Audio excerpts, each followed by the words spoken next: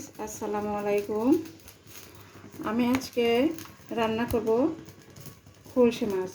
আমাদের দেশীয় খলসে মাছগুলো সাধারণত একটু ছোট হয়ে থাকে। এই মাছটা দেখো গাইস, সাইজে বেশ বড়। এটাকে বলে থাইল্যান্ডের মাছ।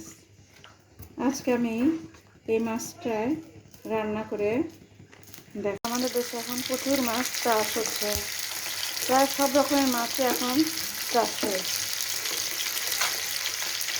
আমি যখন এই মাছটা কিনি তখন আমি অবাক হয়ে গিয়েছি। খলসে মাছ তো এত বড় হয় জানতাম না, জানা ছিল না। তাই আমি প্রথম এই মাছটা কিনলাম। এভাবে আমি সবগুলো মাছ ভেজে নেব। মাছ আমার ভাজা হয়ে গেছে।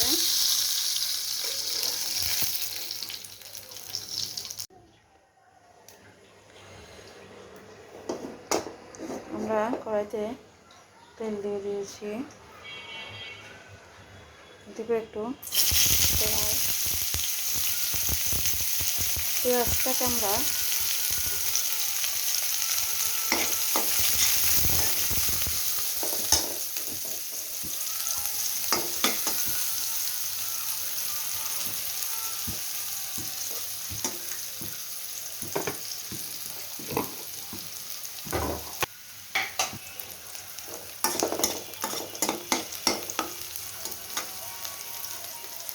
আমি একদম লাল করবো না। আমি বরাবর মাছ রান্নার সময় একটু তেলের উপরে পেঁয়াজটা দিয়ে ভেজে তারপরে বাকি মশলাগুলো দিই।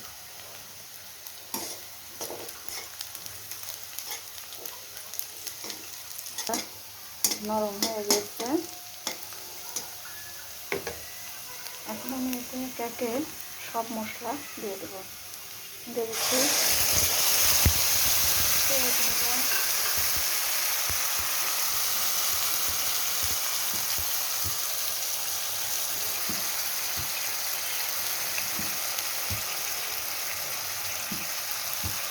লবণ,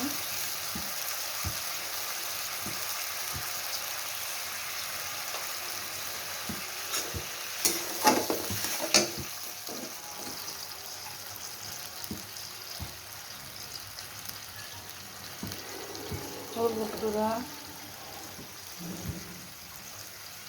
মরিচ গুঁড়া,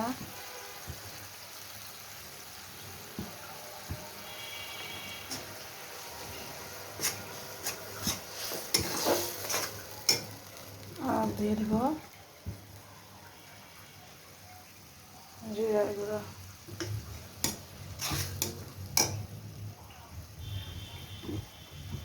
এখন 1 চামচ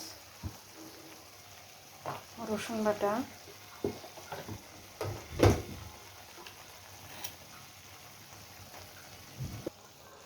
দিয়ে দিলাম 1/2 চামচ আদা বাটা। আদা বাটা আমি স্কিপ করে দিয়েছি, আপনারা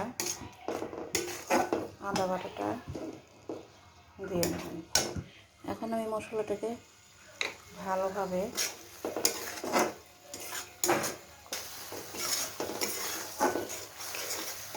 মশলাটা আমার সুন্দরভাবে কষানো হচ্ছে।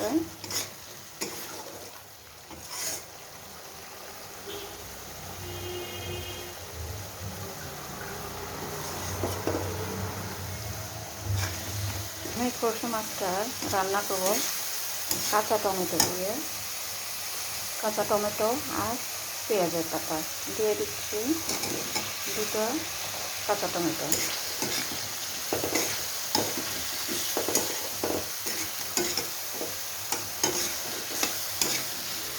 শীতের দিনে টমেটো দিয়ে তরকারি মাছ রান্না খেতে ভালোই লাগে।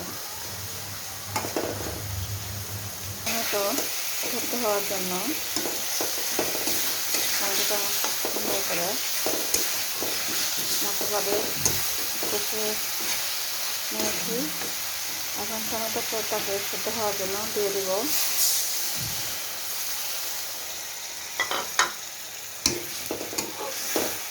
1 কাপ পরিমাণ পানি।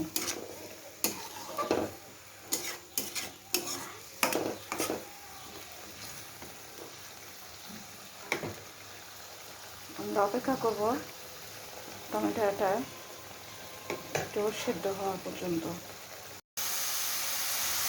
এখন আমি এটাকে মাছগুলো দিয়ে দেব।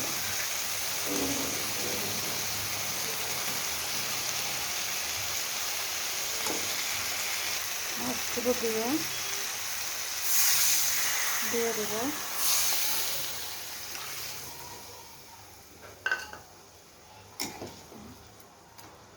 পানি।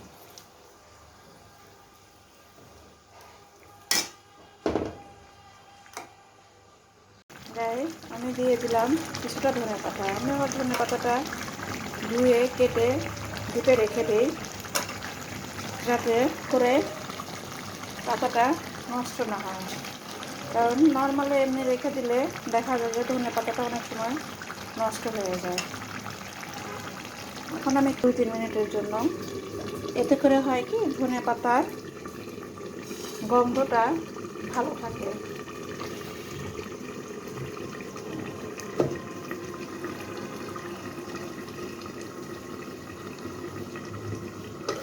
আমার 2-3 মিনিট হয়ে গিয়েছে।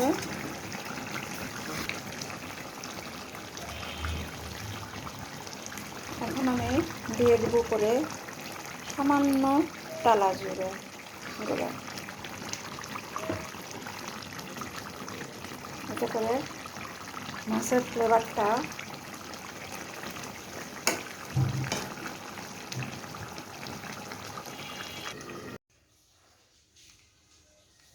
দেখো আমাদের খোলসা মাছ রান্নাটা কমপ্লিট হয়ে গেছে।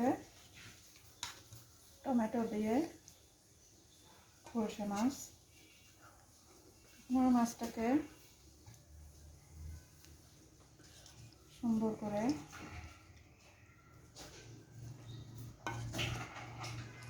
তুলে নিচ্ছি। কেমন লাগলো আমার এই